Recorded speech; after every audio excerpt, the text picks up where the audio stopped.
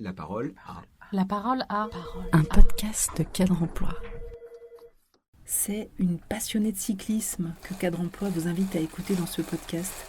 Dans la vie de tous les jours, Isabelle Garnero est formatrice dans une banque. Mais le 21 juillet prochain, elle prendra le départ de l'étape numéro 20 du Tour de France cycliste. Oui, le vrai. Sauf qu'elle ne sera pas avec les stars, mais aux côtés d'autres amateurs qui se sont inscrits comme elle pour avaler 135 km à vélo. Elle s'y est préparée à cette épreuve et c'est justement ce qu'elle en retire professionnellement qui nous a intéressés. Notre journaliste Sylvie Lédé l'a appelée à quelques jours de l'épreuve.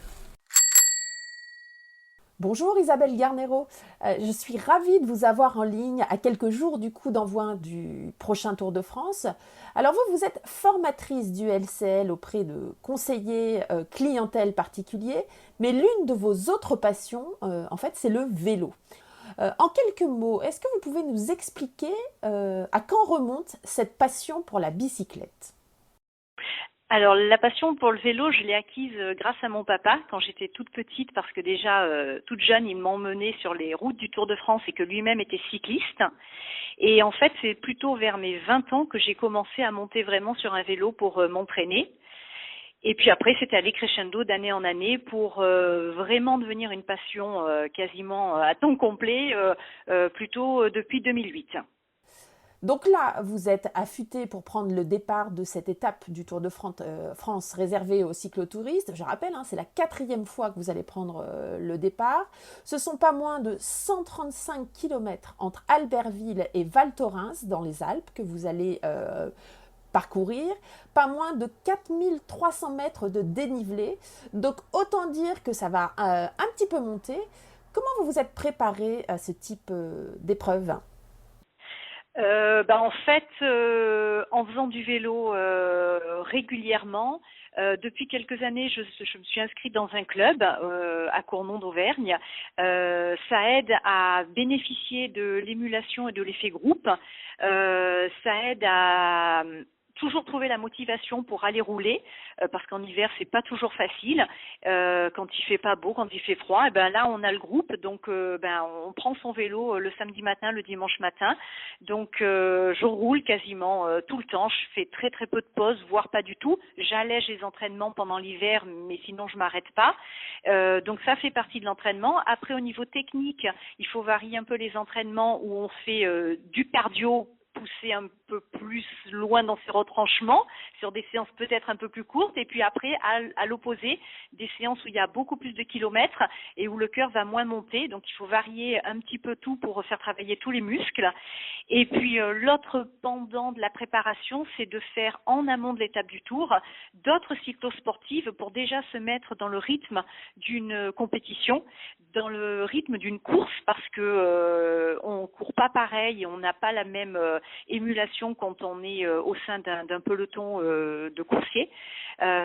Donc je fais quelques cyclosportives en amont jusqu'à juillet pour essayer d'arriver dans de meilleures conditions.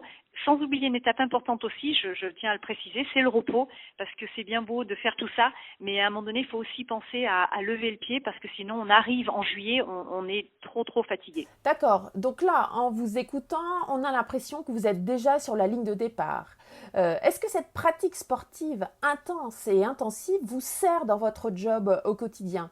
Par exemple, est-ce que cela vous facilite la vie en termes de gestion du temps, de travail en équipe ? Dites-nous. Alors oui, ça m'aide à plusieurs niveaux. Vous parliez de la gestion du temps, forcément, parce que le vélo, c'est un sport qui demande énormément de temps. C'est des sorties entre 3 et 5 heures, tous les samedis matins, tous les dimanches matins, plus une dans la semaine. Et c'est là où ça m'aide, parce que je fais mon emploi du temps parfois en fonction des sorties vélo que je vais faire, c'est-à-dire que si je vois que une après-midi je vais pouvoir faire une sortie vélo, eh bien je vais poser une demi-journée de congé, mais pour ça il faut que je récupère du temps de travail sur autre chose ou que j'avance un peu plus vite sur des dossiers. Donc oui, dans la semaine je m'organise mieux dans mon travail pour que cela puisse se retrouver sur mon temps de sortie vélo.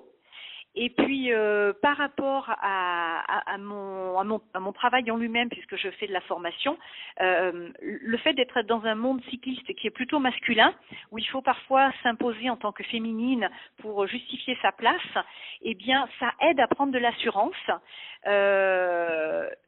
Je suis plus à l'aise quand je prends la parole, j'ai moins de crainte. Il faut parfois embarquer des groupes entiers quand on fait des formations, et bien du coup ça me donne l'énergie qu'il faut pour les emmener. Et puis ça se retrouve aussi parce que par mon métier, je suis dans une région où le secteur est ce qu'on appelle diffus, c'est-à-dire que les agences où j'interviens sont parfois très très éloignées. Et bien là aussi c'est pareil, j'ai l'énergie et le mental pour passer mes semaines sereinement et sans trop coup de mou. Je pense qu'en fait le sport m'aide à passer des semaines sur une dynamique régulière. Voilà, ouais, c'est ça. Parce que là, sur l'étape, évidemment, vous allez beaucoup pédaler, mais ce qui va faire la différence entre ceux qui vont aller jusqu'au bout et peut-être ceux qui vont abandonner en route, c'est, dites-vous, le mental à toute épreuve, le dépassement de soi, c'est ça ? Oui, c'est vrai que l'étape du Tour, ça se prépare d'abord par le physique. On peut pas y aller sans avoir fait un minimum d'entraînement. Enfin, on peut y aller, mais on risque de pas passer la ligne d'arrivée. Or, moi, ce qui m'intéresse, c'est pas tant le temps, même si je suis contente de faire un temps satisfaisant si c'est possible, mais vu la difficulté de cette année, ce qui va vraiment me faire plaisir, c'est de passer la ligne d'arrivée. Et je sais que la dernière montée sera très très dure, la montée de Val Thorens, et elle va se faire au moral, elle va se faire au mental, et là il faut aller puiser dans ses réserves, il faut avoir connu des situations où on sait qu'on peut aller à tel niveau de difficulté, parfois même, je vais employer un mot un peu fort, mais parfois de souffrance, qu'elle soit morale ou physique, pour passer ce cap-là et se dire oui, mais en haut il y a la ligne d'arrivée, en haut tu auras une médaille autour du cou et tu seras fier de toi. Voilà, c'est le moteur, et c'est vrai que le moral va faire vraiment la différence, je pense, sur cette étape-là. Est-ce que vous pouvez compter sur le soutien de vos collègues, de votre boss et de vos collaborateurs ? Comment vous êtes soutenu en interne ?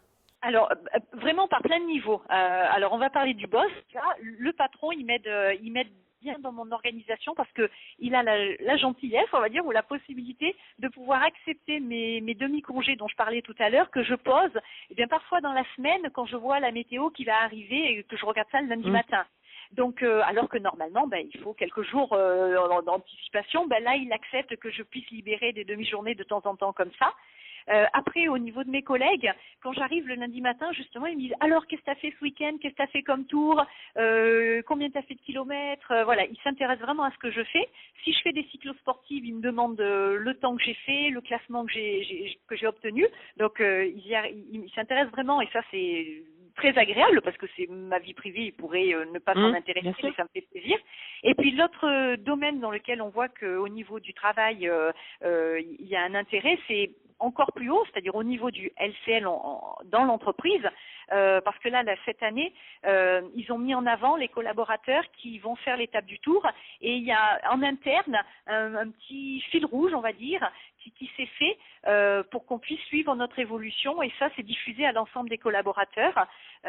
Donc oui, c'est gratifiant, c'est intéressant, c'est sympa, puis c'est original. Donc oui, j'ai la chance d'être dans qui est la plus proche du vélo, on va dire, au niveau du sponsoring, le LCL avec le maillot jaune. Et je suis bien contente de pouvoir allier mon travail, qui est un plaisir et une passion, et ma passion du vélo. Tout à fait. Du coup, le maillot que vous allez porter dans quelques jours, c'est un maillot jaune déjà ? Non, il n'est pas jaune. Et j'aurais pas du tout la prétention de mettre le maillot jaune sur les épaules. Non, le LCL va en principe nous donner un maillot d'équipe qui risque d'être bleu, peut-être avec un peu de jaune quelque part, mais si c'est celui l'année dernière c'était dans les tuyaux, et a priori on nous a demandé notre taille, donc je pense que cette année on aura un maillot, et il devrait être plutôt bleu que jaune, et heureusement. Donc un maillot sur lequel vous allez pouvoir porter la super médaille que vous allez décrocher en haut de Val Thorens, sans doute. Oui, en tout cas, je fais tout pour me mettre en situation de la décrocher. Et en fait, mentalement, voilà, je me dis que physiquement, j'ai a priori fait tout ce qu'il fallait pour passer la ligne d'arrivée. Et mentalement et moralement, je me mets en situation de me dire, oh oui, il va y avoir des moments où ce sera pas facile, mais oui, tu seras super fier de toi quand tu vas passer la ligne. Donc, un peu d'effort, faut prendre sur soi. Et oui, j'espère bien mettre cette belle médaille sur ce beau maillot bleu. Absolument. La parole à... Un podcast de Cadre Emploi.